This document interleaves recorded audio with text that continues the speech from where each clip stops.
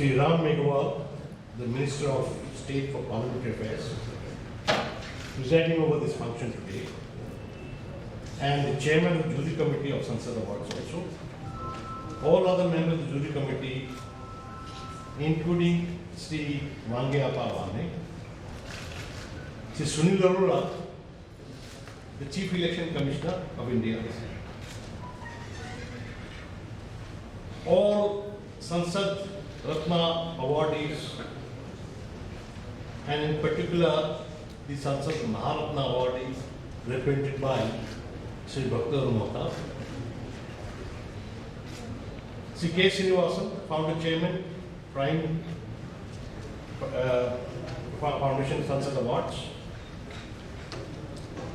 Shri Vashish Kumar Devara, the Co-Chairman of the Sansad Ratna Awards Committee, Srimati Priyadarshini Rahu, Program Host and the Secretary, Prime Point Foundation, Srimati Susan Cozy, the Interim Chief, presents all members of Parliament present on this occasion, our guests from the media, ladies and gentlemen. A very good morning to all of you. I am extremely happy to participate in this program organized by Prime Point Foundation for awarding Sansad Ratna Awards to the participants. Under our Constitution, Parliament is the most powerful and important institution. Parliament makes laws for the entire country in matters listed in the Union list as well as the residual list, and also debates national issues. Members of Parliament represent their constituencies, their respective states, the Lok Sabha and Rajya Sabha respectively. They have a commitment to the people to whom they represent, and they are able to appreciate their problems. During the debates in Parliament, therefore, they apprise the Council of Ministers of the Union Government about the problems of the people they represent, and suggest to them the policies they formulate and the law they should make. For various acts of omission and commission of the government, parliamentarians express their criticism so that government is held in check and made responsible and accountable to the people of India. I have been listening to the debates in Lok Sabha and Rajya Sabha, and I have been reading parliamentary debates published in newspapers. And I frankly appreciate the quality of debates on national issues and some criticisms that the opposition members make in Parliament. But recently, I read a lot of opposition members criticizing the seditious acts. Right kind of opposition. This is what the Parliament should do. It's for government to respond. It's a different thing. But this is how democracy is kept alive in a country. For such debates and criticism, parliaments need to be rewarded. Sansad Ratna Awards are recognition of parliamentarians who have performed well in Parliament. I congratulate all those who have been awarded Sansad Ratna Awards 2021 for their outstanding performance in Parliament in 2019-20 despite adverse pandemic circumstances. Now this is what I am going to say. This is very important. This is the message I want to convey to all members of Parliament. I know the Chief Election Commissioner is also here. But I have been in Supreme Court. I find the Chief Election Commissioner is also powerless in many respects. And in fact, the Supreme Court who has made the Election Commission very powerful by saying they have got all the powers of the Constitution, including issuing guidelines, directions, and as I remember correctly, 320. There's only one line: Election Commission will supervise the election. Nothing else. Right? 324. Now, nothing else is there. But the question came up before the Supreme Court: who is going to issue the guidelines, the rules? The Supreme Court said everything will be done by the Chief, by the Election Commission. And that is how they got the power from the Supreme Court. Now they are not very powerful to the extent they should have been powerful. Parliament ultimately, yeah, that's the sovereign body. And this address is really to Parliament and to members of Parliament. And particularly in the light of what our minister said today. Please think whatever I'm telling you. And I'm writing a book on this now. Considering the role that parliamentarians play in our representative democracy, the best available in our country in merit and integrity must get elected to the Lok Sabha and the Rajya Sabha.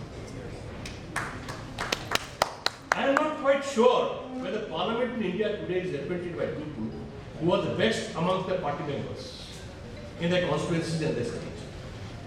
And I am of the view that our political parties do not send their best talents with merit and integrity to Parliament for various reasons, some of which I would like to relate.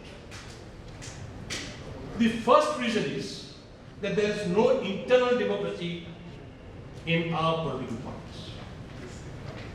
In a democracy, a political party should give an opportunity to its members to participate in the debates on the formulation of programs of the party. This is now recognized in the laws of various other countries. For example, Article 21 of German Basic Law, the constitutional law there in Germany, states that political parties shall participate in the formulation of political will of the people. They may be freely established and their internal organizations must conform to democratic principles. The Political Parties Act 1967 Germany, which has been enacted to give effect to that constitution of Germany, has elaborate provisions to ensure internal democracy in a political party.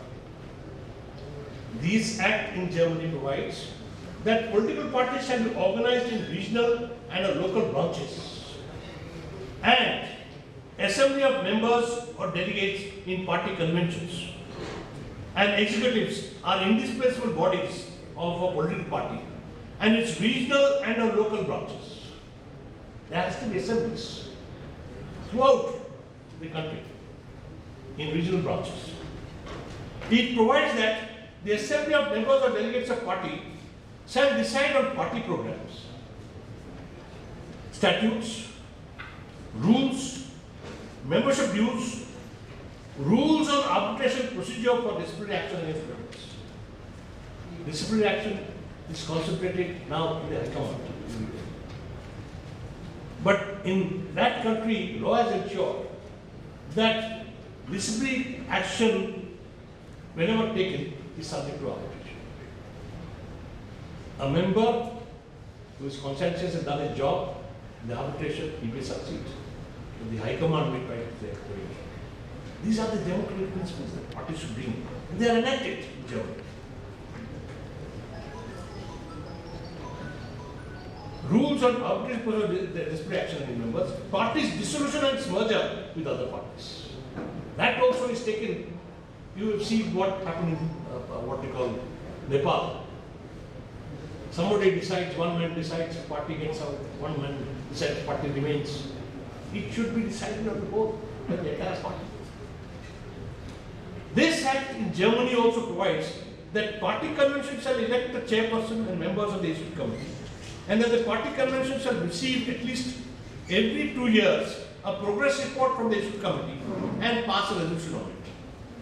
This act further provides that party bodies shall adopt their resolutions by simple majority vote, and that the election of members of the executive committee and of the delegates to the assemblies and to the bodies of higher level shall be by secret ballot.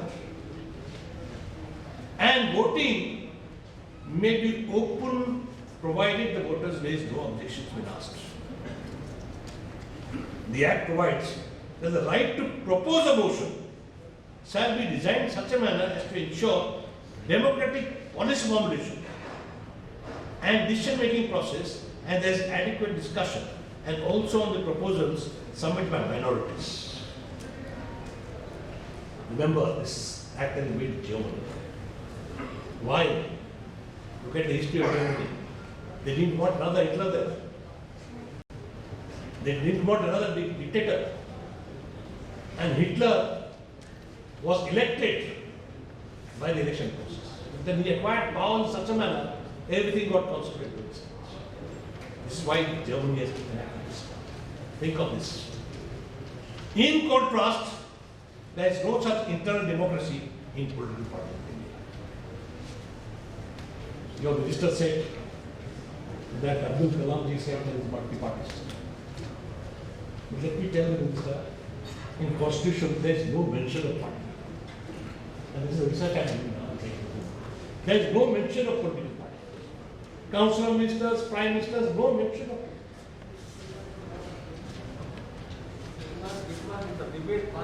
debate, that's the question. If the debates were there, why did they assume that the party should not be found? And party, why? Because that time they were thinking Congress will continue to rule. There's one party. Think over. There's no mention of party. Now, the second reason is that persons with merit and integrity who want to contest elections to seat in Parliament don't have the funds for campaigning for the election. Considering the huge resources required by a candidate in an election for parliamentary seat, a prospective candidate has to either depend on a political party for such funds for election, or has to organize own funds as an independent candidate. This has discouraged many capable and meritorious persons from contesting elections for seats in Parliament. In other countries, see how other countries are developing. In other countries, laws have been made by the legislatures to regulate political funding.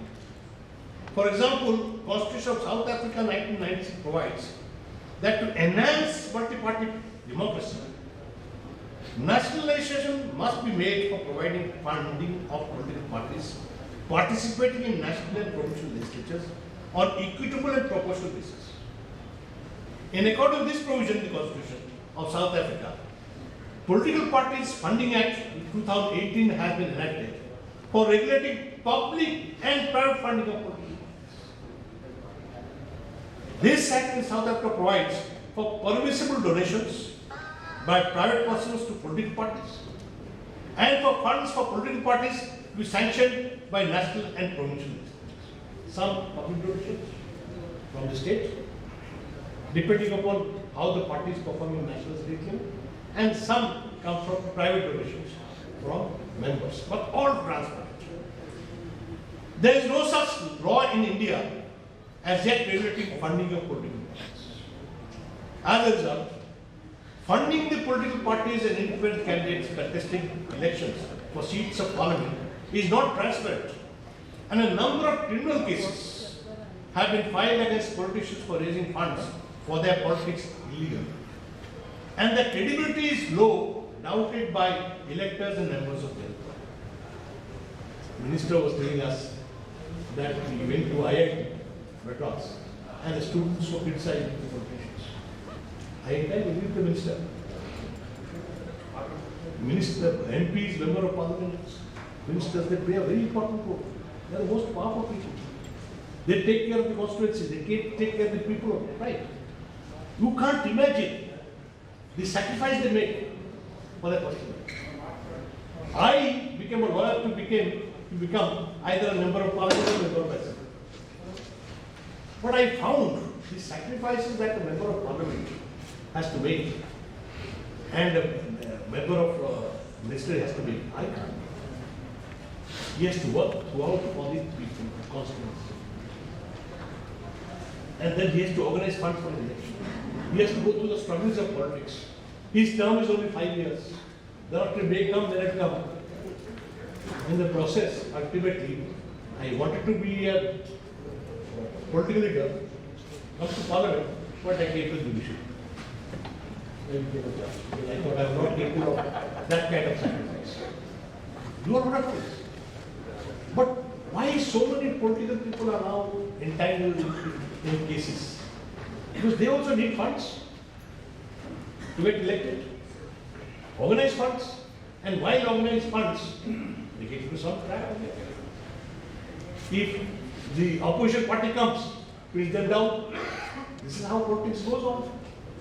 something has to be done. How funding has to be done? So good people come to politics.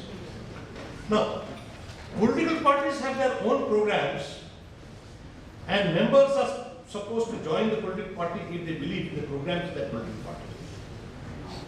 The law on political parties made in 1997 Cambodia, see how Cambodia has advanced, defines a political party to be a group of persons who have the same ideas and beliefs, and to voluntarily join together through a contract to form a permanent and autonomous organization in order to participate in the national life in accordance with liberal, democratic and political regime through free and fair election as determined by the Constitution of the Kingdom of Cambodia and relevant laws. There is no such law in India regulating conduct of politicians. See the result. The result is that some members of political parties are not committed to programs of a political party, which they should be, and are willing to switch over to another party as soon as they are denied tickets to contest election by the political party. You are seeing what is happening in Meghwal. This side, that side, this side, that side.